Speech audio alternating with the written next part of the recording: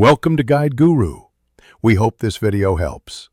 You begin by deciding intent, who will view this and where it appears, because orientation serves purpose. Choose portrait for single people, tall subjects, or mobile stories. Choose landscape for groups, environments, or presentations. Once chosen, set canvas size and resolution.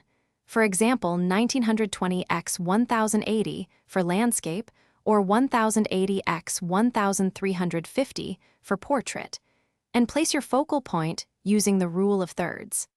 Make sure you now establish hierarchy so viewers read in the intended order. Start with a strong headline, follow with a subhead, then body text. For landscape, align text to left or along negative space to balance wide visuals. For portrait, center alignment often emphasizes vertical flow.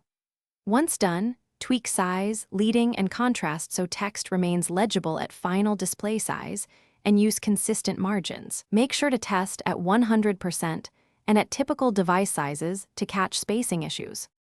You finish by preparing files for their final use. Export the correct format and resolution, embed fonts if needed, and confirm orientation metadata so platforms don't rotate your work.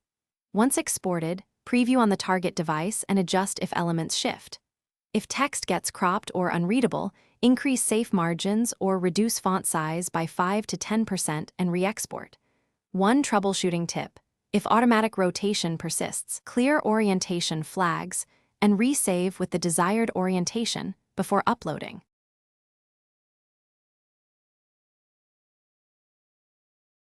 Thanks for watching. Consider subscribing if we helped you today.